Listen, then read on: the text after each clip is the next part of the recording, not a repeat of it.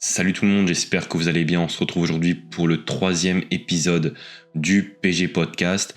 Donc je tenais à vous remercier déjà pour ceux qui ont suivi les premiers épisodes et merci beaucoup pour votre soutien.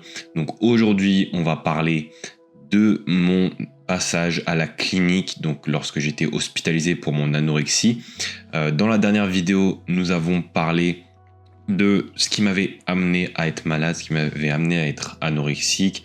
Et du coup, je vous avais un peu parlé donc sur la fin du podcast de mon début d'hospitalisation, donc mon séjour à l'hôpital, et puis ensuite mon passage à la clinique, donc juste le premier jour où je suis entré, je crois que je vous ai dit, et m'a pesé là où j'ai atteint mon plus bas poids de 46 kg pour 1m81. Donc voilà, on va reprendre ici l'histoire. Alors donc, après ce premier jour, donc cette première pesée donc, qui a démontré que j'avais un poids extrêmement bas et que j'étais dans une situation vraiment déplorable, encore plus que quelques semaines avant lorsque le médecin de la clinique m'avait vu. Donc dans cette journée, je suis resté ensuite dans ma chambre et voilà, je pouvais rien faire, hein. J'étais vraiment alité, j'avais pas le droit de sortir à l'extérieur, etc. J'étais vraiment trop faible. Donc le médecin est venu me voir et m'a dit voilà, votre poids est extrêmement bas, ça va pas être possible de remonter ça juste avec de la nourriture classique, vous êtes dans un état complètement déplorable, donc on va devoir vous mettre une sonde nasogastrique. Donc pour ceux qui ne savent pas, une sonde nasogastrique en fait c'est un petit tuyau qu'on va venir faire passer par la narine et qu'on va venir faire descendre jusqu'à l'estomac. Et en gros, avec cette sonde nasogastrique, donc vous pouvez l'avoir toute la journée. Moi, je l'avais seulement la nuit. Donc en gros, on me branchait à un appareil qui avait de la nourriture liquide. Donc en gros, c'est une solution voilà, de renutrition. Et en fait, pendant que je dormais, j'étais connecté à une machine qui me nourrissait en fait en dormant. Donc je crois que j'avais quelque chose comme 1000 calories par nuit ou un peu plus pour dormir, en plus des repas que j'étais censé manger la journée, des compléments, etc. Donc voilà, le premier jour, le médecin m'a laissé tranquille, mais je crois que, parce que c'était le week-end, quelque chose comme ça. Et ensuite, le lundi, on m'a mis directement la sonde nasogastrique. Donc mes premiers jours à la clinique, c'était vraiment pour moi un grand soulagement, puisque je me suis dit, voilà, là, je pouvais plus rien faire en fait de moi-même, et avoir une équipe de médecins, d'infirmiers qui allaient me prendre en charge, qui allaient m'aider à m'en sortir, c'est vraiment ce qu'il me fallait. Et ce premier jour également, c'est en fait cette clinique, elle était composée pas seulement de patients qui avaient des troubles alimentaires, il y avait aussi des patients qui avaient de graves maladies comme le cancer, etc., qui étaient là en fait dans ce service pour avoir de la renutrition, etc. Donc c'est spécialisé là-dedans. Et du coup, le groupe de filles, parce que c'était... en gros, j'étais le seul garçon qui était hospitalisé à ce moment-là. Et il y avait, je crois, une dizaine de filles, grand maximum. Et du coup, les filles une fille est venue toquer à ma porte et m'a dit tu peux nous rejoindre, voilà, dans la pièce à vivre, etc. Et du coup, voilà, ils m'ont très très bien accueilli. J'étais vraiment... comment dire, un peu dans un cocon protecteur. Donc pour moi, cette clinique, c'était vraiment... pour moi, c'était le top, hein. Je m'attendais pas du tout à être dans ces conditions. J'avais ma chambre, j'avais la télé dans ma chambre, mais c'était une petite télé. J'avais une salle de bain pour moi. J'avais les infirmiers voilà, qui s'occupaient de la journée, qui passaient, etc. J'avais les repas et tout. Donc voilà, c'est vraiment pour moi une bonne expérience, cette clinique. Donc les premiers jours et les premières semaines, j'ai pas pu faire grand chose. Je crois que la première semaine ou quelque chose comme ça, j'avais pas le droit de sortir à l'extérieur. Et ensuite, j'ai eu le droit de sortir à l'extérieur. Donc il y avait un parc voilà, où on pouvait sortir, marcher, etc.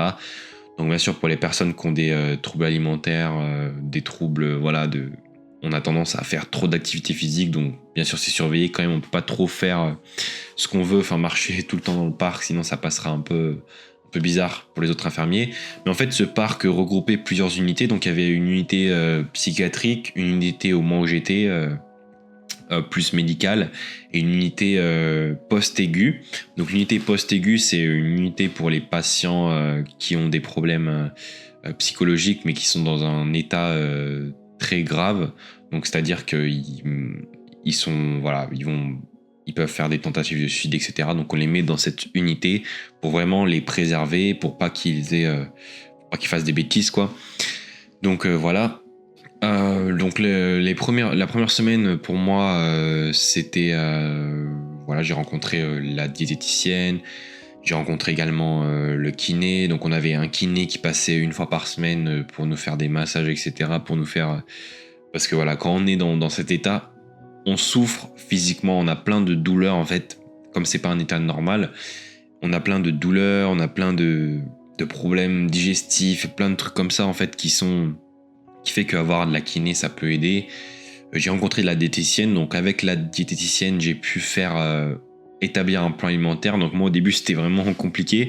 En fait elle me montrait le plan, en fait c'était un plan qui était adapté au self, à la cantine en fait de l'unité qui servait les 3 différentes unités, un grand self.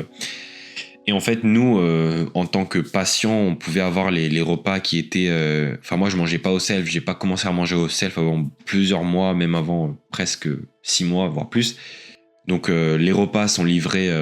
sont transmis dans notre chambre par des... Voilà, par des personnes de la clinique. Et du coup, on pouvait personnaliser nos repas. Donc moi, au début, j'étais ah non, je veux pas ça, je veux de la viande sans sauce, etc., des légumes, machin. Donc voilà, au début, on est toujours rigide, fixé dans notre plan, et c'est compliqué à manger, etc. Donc moi, je me rappelle, j'avais mes repas vraiment calibrés comme je les avais fait.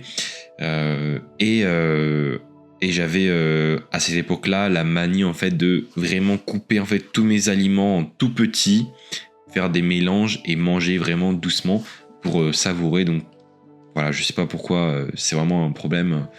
En fait, c'est un problème psychologique, c'est compliqué à expliquer ici face caméra, mais voilà, c'est un problème qui, voilà, je le souhaite à personne parce que quand on est là-dedans, on se reconnaît même plus et on sait même pas ce qu'on fait. Donc voilà. Donc voilà, au niveau des repas, ça se passait comme ça au début, et puis le soir, le repas était servi à 6h. Donc je mangeais pas tout de suite à 6h, puisque vers 6h30 ou voilà, 6h30, les infirmiers mangeaient, et en fait, avec le groupe de filles qui étaient anorexiques, il y en avait quelques-unes, on allait manger en fait avec les infirmiers pour avoir un moment un peu plus convivial, et c'était plus facile pour moi en tout cas de parler, de manger, etc. Et on a forgé vraiment j'ai formé des très bonnes relations avec les patientes qui étaient à ce moment-là. Donc moi j'étais un peu le seul garçon unique, mais j'étais vraiment ami avec ces filles. On parlait beaucoup, on faisait beaucoup d'activités ensemble.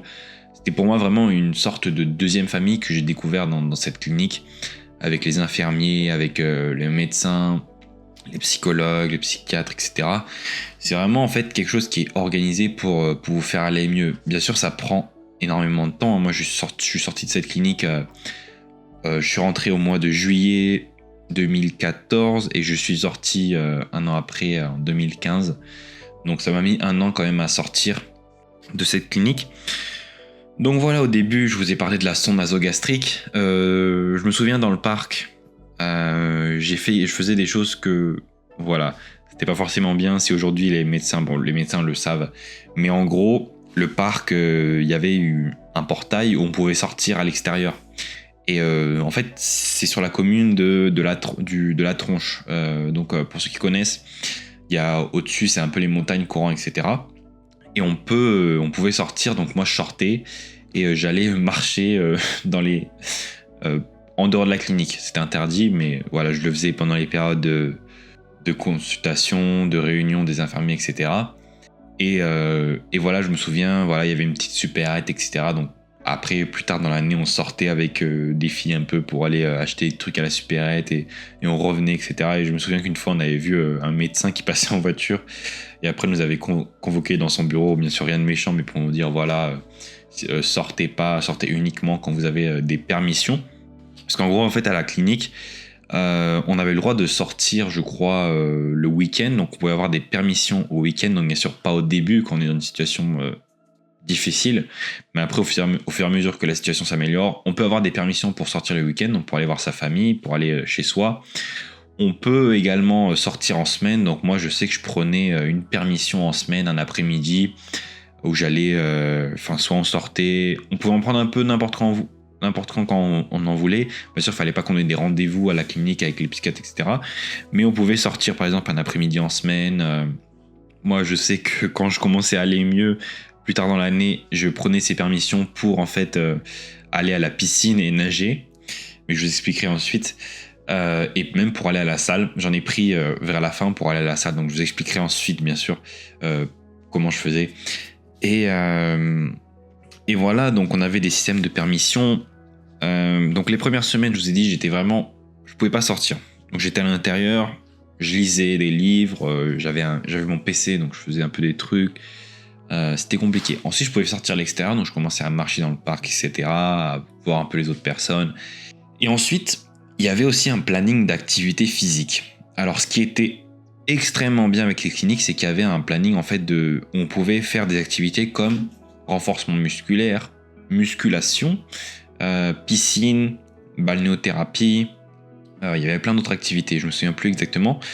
Mais moi, je sais que le médecin, comme elle savait que je faisais pas mal de sport et que c'est quelque chose qui comptait pour moi, donc elle m'autorisait d'aller en balnéothérapie en piscine. Donc c'était une petite piscine de 10-15 mètres, grand max 10 mètres je dirais.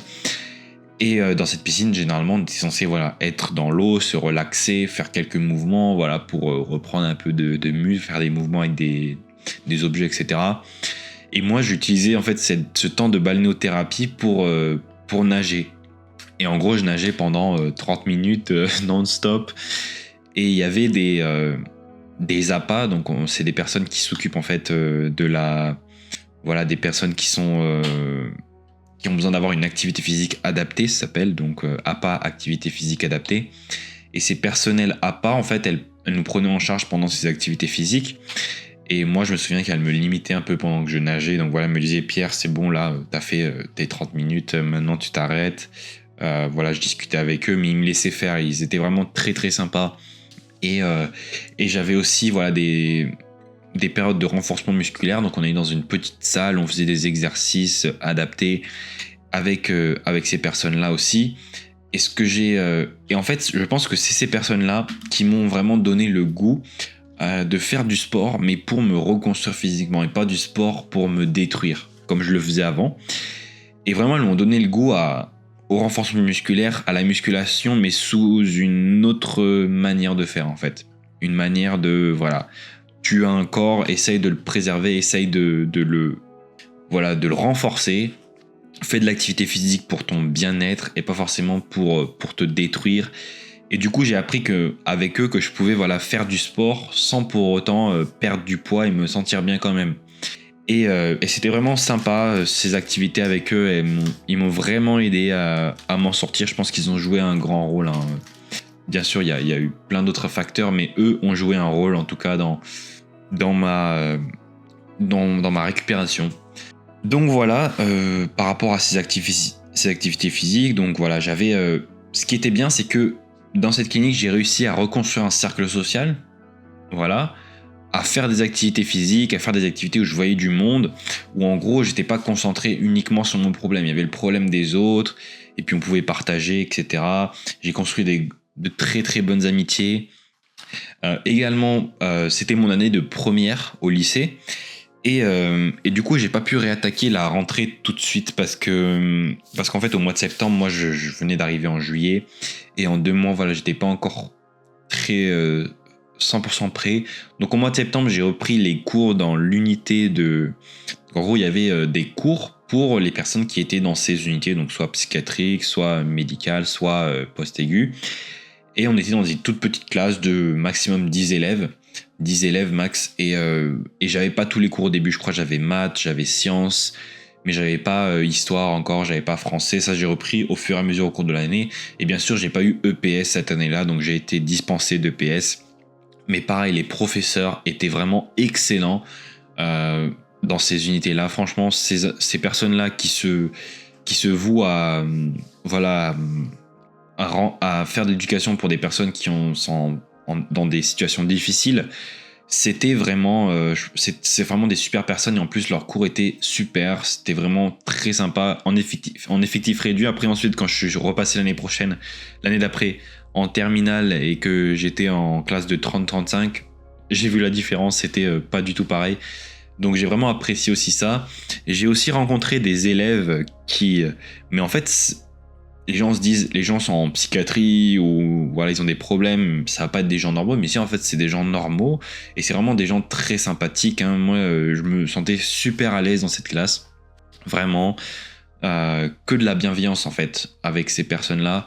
Et je me dis en fait c'est des personnes voilà qui ont son tête différente, qui ont du mal à s'intégrer dans la société ou qui ont eu des traumatismes dans leur vie, mais ce sont des personnes de très très bonnes personnes. Et moi j'étais vraiment voilà, content d'aller en classe. Donc bien sûr mon planning était aménagé et il n'y avait pas des cours comme on peut avoir au lycée de 8h à 18h. C'était aménagé quand même, mais voilà, j'ai quand même réussi à faire ma première. J'ai passé mon bac de français, je l'ai réussi avec une bonne note. Donc voilà, pour moi c'était vraiment très très bien cette année. Bien sûr ça n'a pas été une année qui a été, on va dire, en ligne droite. J'ai pas progressé, on va dire, hop, ça y est, je suis allé mieux d'un coup. Non, bien sûr, il y a eu des hauts et des bas. Je suis passé par des moments où je recommençais dans mes travers, à ne pas bien manger, à faire trop de sport, etc. Et à perdre du poids. Et du coup, ils ont augmenté mes rations sur la sonde nasogastrique. Donc, je l'avais plus souvent, je l'avais plus tôt dans la soirée, etc. Mais après, voilà, j'ai réussi quand même à m'en sortir petit à petit, à réduire la sonde nasogastrique et à passer plus sur des repas uniquement solides, des collations. Donc, j'avais à ce moment-là aussi des Clean Nutrient. Donc, en gros, c'est des boissons hyper protéinées, hyper caloriques, de 400 calories, je crois, par boisson. Et je buvais ça plusieurs fois par jour. Et voilà, c'était vraiment cool aussi. Bien qu'à certains moments, je me rappelle que quand j'avais des Clean Nutrient, je les versais dans les toilettes pour faire croire que je les avais pris. Mais en gros, voilà, les infirmiers, ils sont pas derrière vous pour vous forcer à les prendre. C'est vraiment un travail entre l'équipe de soins et le patient. Si le patient ne coopère pas, bah tant pis pour lui, quoi. Bien sûr, ils ne vont pas nous laisser mourir. Ils vont nous mettre la sonde, etc. Mais voilà, ça doit venir de nous aussi. Ça doit venir en fait de la personne, la volonté de s'en sortir. Et ça, je l'ai compris en fait grâce à cette clinique que oui, ok, il y a des professionnels qui sont là pour nous aider, mais ils vont pas tout faire à notre place. Il va falloir faire le travail psychologique, il va falloir faire le travail, il va falloir se forcer, il va falloir faire les efforts soi-même pour s'en sortir. Et c'est un travail vraiment de longue haleine. Moi, je suis resté quand même plus de 6 mois, voire 6, 7, 8 mois avec la sonde nasogastrique. Je l'ai enlevée vraiment très très tardivement. Donc j'avais cette sonde au quotidien en fait. La journée, vous avez une sonde dans le nez et je la mettais derrière l'oreille. Et voilà, et quand je sortais dehors en ville, en permission ou en week-end, etc., les gens me regardaient bizarrement puisque j'avais cette sonde là. Et surtout pour un garçon, en fait, les gens pensent pas que, comme l'anorexie, c'est une maladie qui touche plus de filles en proportion, et il y a beaucoup plus de cas féminins qui sont déclarés, mais ça touche beaucoup d'hommes aussi. Mais au moment où j'étais hospitalisé, je crois que ça touchait un homme sur 10 en tout cas, quelque chose comme ça. Enfin, un patient sur 10 c'était un homme, les 9 autres patients c'était des femmes. Et moi j'étais le seul garçon hospitalisé à ce moment-là pour ce problème-là. Et du coup voilà, j'avais cette sonde nasogastrique. Et durant cette année-là, j'ai rencontré au mois de novembre, je crois, novembre ou décembre. Donc j'ai eu une copine à ce moment-là à la clinique. Donc une copine qui venait d'une autre unité. Donc avec cette copine-là, voilà, ça m'a donné un gros coup de boost à ce moment-là, on va dire. Je me suis senti bien, je me suis senti aimé, apprécié. Donc je suis allé quelques week-ends chez elle, elle est venue quelques week-ends chez moi quand on sortait en permission. On se voyait à la clinique, on était pas mal de temps ensemble. Ça n'a pas duré extrêmement longtemps, ça a duré 1 ou 2 mois. Et après, en fait, j'ai arrêté avec elle puisque je me suis rendu compte que voilà, c'était pas le moment pour moi de me consacrer à une relation, quelque chose comme ça. Voilà, c'était quelque chose d'éphémère. Mais ça nous a fait, je pense, du bien à nous deux à ce moment-là, en tout cas, pour nous aider à aller mieux, enfin pour se sentir bien. Et du coup, voilà, ça a duré 1 ou 2 mois. Et après, j'ai arrêté et je me suis concentré sur ma récupération. Et du coup, voilà, avec cette fille, ça s'est passé. Et ensuite, vers la fin de mon séjour, 1 mois avant que je parte, j'ai eu une nouvelle copine, on va dire, entre guillemets. Ça n'a pas duré très très longtemps. Mais voilà, c'était une fille de la clinique, de la même unité que moi. Et qui, elle, était extrêmement mal à ce moment-là. Donc voilà, ensuite, quand je suis parti de la clinique, elle y était encore, et même elle a été hospitalisée à l'hôpital, clairement, parce qu'elle était dans un état très très grave. Et donc voilà, j'ai pas continué avec elle, c'était vraiment, voilà, sur le moment. Mais j'avais beaucoup de soutien de la part de ces filles. Même il y avait une fille avec qui je parlais beaucoup et que je considérais comme ma sœur, clairement, à la fin, puisque voilà, on partageait tout, et puis on était souvent ensemble, et comme je vous ai dit, je me sentais vraiment comme dans une famille, en fait. Et à chaque fois que je rentrais chez moi le week-end en permission, je me sentais pas forcément bien à l'aise chez moi, puisqu'il faut savoir qu'avec l'anorexie, les maladies comme ça, il y a une grosse partie qui vient aussi de votre milieu familial ou votre environnement. Bien sûr, c'est pas la faute de vos parents, c'est pas la faute de votre famille, mais voilà, il y a des trucs qui font que ça peut vous causer cette maladie. Et quand je rentrais chez moi, en fait, les problèmes n'étaient pas fixés avec mes parents, avec l'environnement, et ça me rappelait voilà, chez moi les souvenirs, etc. Et donc je me sentais pas bien, et quand je revenais à la clinique, je me ressentais en fait de nouveau bien, à l'aise chez moi, dans ma chambre, dans mon petit studio, on va dire. Donc voilà, c'était une bonne expérience. Comme je vous ai dit, j'ai mis longtemps à m'en sortir. Les personnes qui m'ont le plus aidé, ça a été mon médecin principal, qui a été toujours là pour moi, qui m'a soutenu même dans les moments difficiles, qui m'a dit les choses en fait que je voulais pas entendre, mais que je devais entendre, qui m'a vraiment aidé à me sentir beaucoup mieux. D'ailleurs, je l'ai revue l'année dernière et elle était vraiment très étonnée de me revoir comme ça. Et puis voilà, je lui ai parlé un peu de ce que je faisais actuellement, et donc voilà, elle était toujours dans la bienveillance. Elle m'a pas dit ce que je faisais c'était mal. Elle a juste essayé de me comprendre, et puis voilà. Et également les infirmiers aussi. J'ai fait beaucoup de relations avec ces infirmiers. J'ai construit vraiment de la confiance et puis de la bienveillance avec eux. Et je me souviendrai toujours de ces personnes-là qui vraiment étaient top. Et infirmier, c'est un métier qui est vraiment difficile. Donc voilà, je me souviendrai toujours de ces infirmiers. De la kiné aussi, qui m'a beaucoup aidé. 1 fois par semaine, elle me voyait. Elle était un peu spéciale, cette kiné, un peu dans les... voilà, un peu spéciale, on va dire. Mais elle était vraiment très très sympa. Et puis voilà, elle nous aidait à nous sentir mieux. Les APA, bien sûr, il y avait 3 APA, donc il y avait un homme et 2 femmes. Et eux, c'était vraiment aussi les personnes qui m'ont aidé, qui m'ont vraiment donné en fait envie de commencer la musculation et de renforcer mon corps. Donc je pense que ça vient beaucoup d'eux aussi, c'est pourquoi j'ai commencé la musculation. Donc je vais vous parler, donc là je vous ai parlé de la copine que j'ai eue au mois de novembre, etc., décembre. Ensuite je passe l'année, donc l'année d'après, j'ai commencé à faire de plus en plus de permissions dehors. Et je me souviens qu'au mois de mars, je crois, 2015, j'ai fait ma première séance de musculation, donc à la salle de sport qui est à côté de chez moi. Et c'est mon père qui m'avait emmené le week-end. Donc en fait, on devait aller à la piscine au départ, puisque moi, quand j'allais le week-end chez mes parents en permission, mes parents m'emmenaient, enfin j'allais avec mon père à la piscine, puisque voilà, j'étais toujours à vouloir faire du sport, à vouloir me dépenser. J'étais toujours un peu dans cette optique-là, même si voilà, je savais que je devais me contrôler et que je devais pas trop en faire. Et que c'était dans un objectif de me renforcer en fait. Mais j'aimais beaucoup la natation à ce moment-là. Et un jour, la piscine était fermée. Du coup, mon père m'a dit bon, on va aller dans la salle de sport là à côté de chez nous, puisque voilà, il connaissait bien le patron, c'était un client à lui.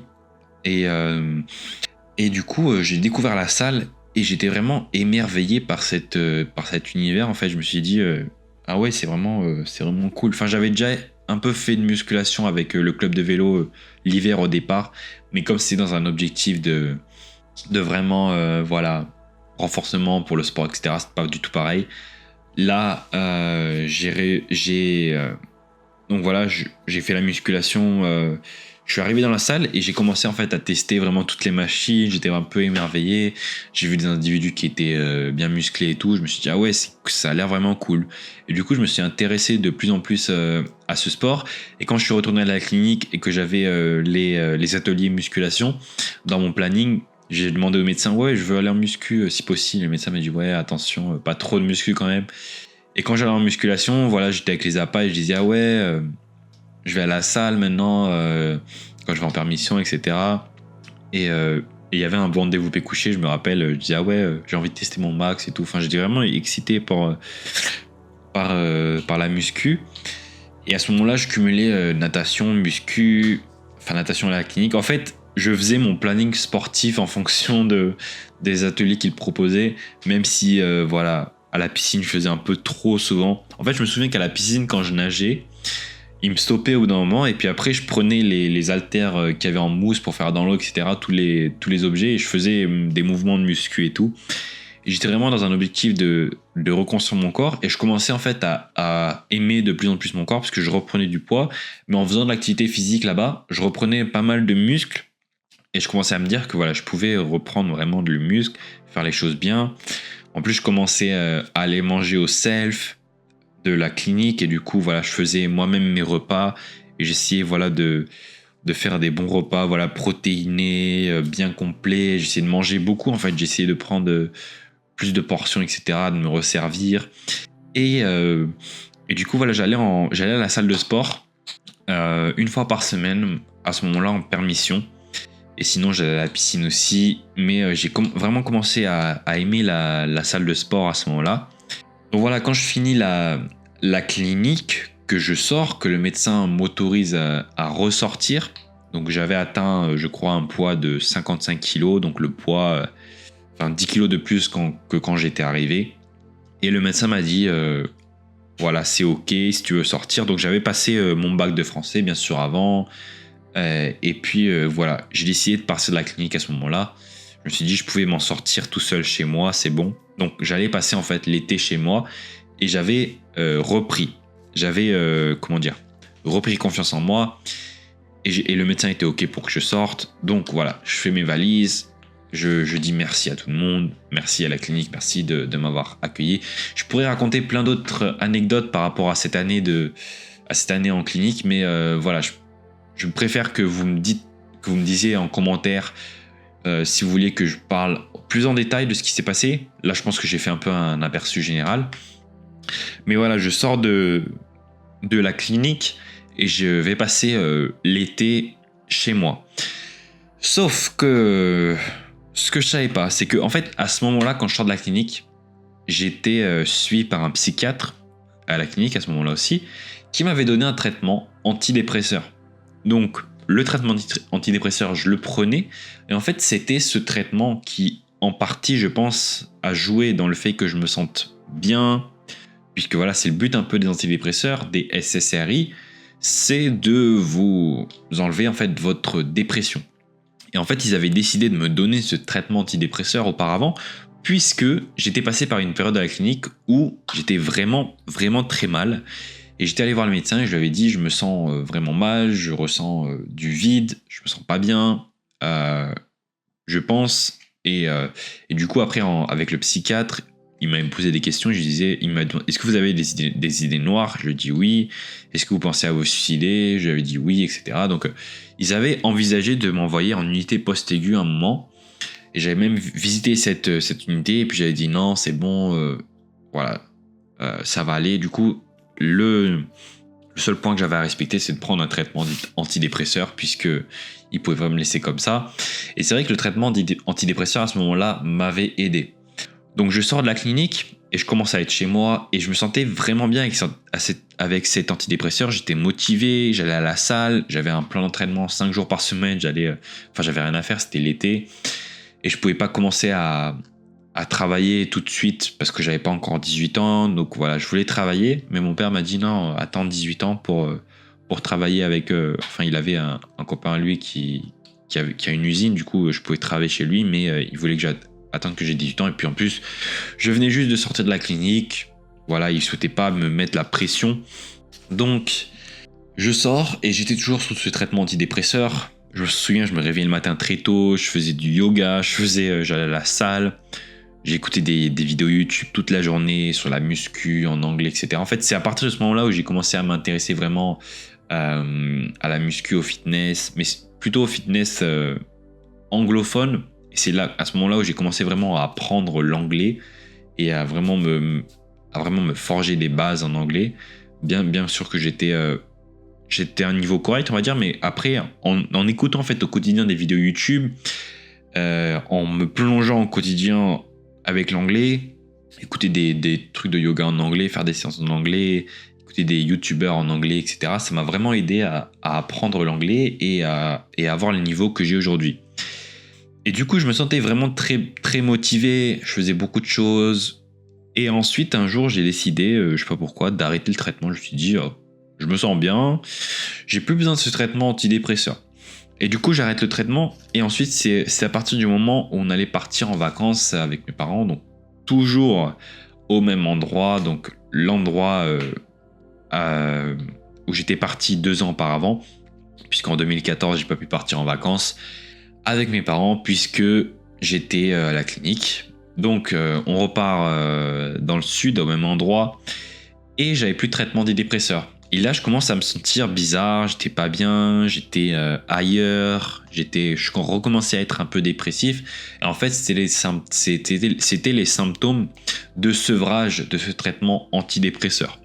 Mais bon, ça n'a pas duré non plus extrêmement longtemps, même si je me sentais pas bien à 100%.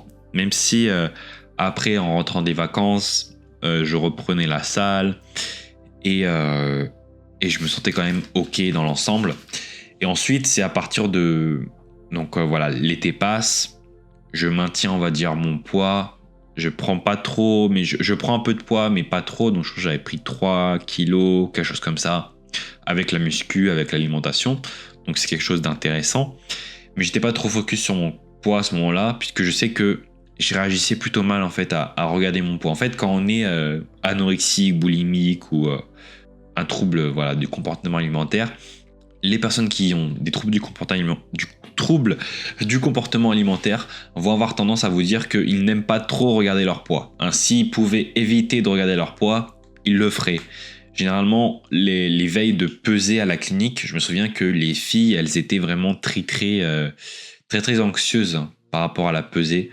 Et moi, je dis pourquoi vous êtes anxieuse, je comprends pas. Mais moi aussi, en fait, je me sentais bien. Et puis après la pesée, en fait, quand tu vois que t'as pris du poids, t'as ta maladie qui te dit ouais, t'es une merde en fait, t'as pris du poids et blablabla. Donc c'est le discours un peu qui est entraîné par cette maladie.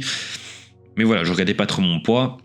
Et puis ensuite, au mois de septembre, du coup, je vais commencer mon année de terminale. Donc je retourne à mon lycée où j'étais auparavant. Et voilà, je me retrouve en terminale au lycée. Donc on parlera de mon année de terminale et puis de ce qui s'est passé ensuite dans le prochain épisode du podcast. Donc si ce podcast vous a intéressé, n'hésitez pas à me laisser un like, un avis ou quoi que ce soit. Donc si vous écoutez sur YouTube, laissez-moi un like, un commentaire pour aider pour l'algorithme YouTube. Abonnez-vous à la chaîne bien sûr et activez la cloche des notifications pour ne manquer aucun des prochains épisodes. Si vous m'écoutez sur Apple Podcasts ou Spotify, n'hésitez pas à me laisser un avis positif également pour le référencement et dites-moi ce que vous avez pensé du podcast, dites-moi également ce que vous attendez des prochains épisodes ou si vous souhaitez que je revienne sur certains points que je n'ai pas trop abordés en détail ici, je le ferai sans problème. Et puis voilà, on se retrouve à la semaine prochaine pour le prochain épisode du PG Podcast. Allez, salut tout le monde, bye bye.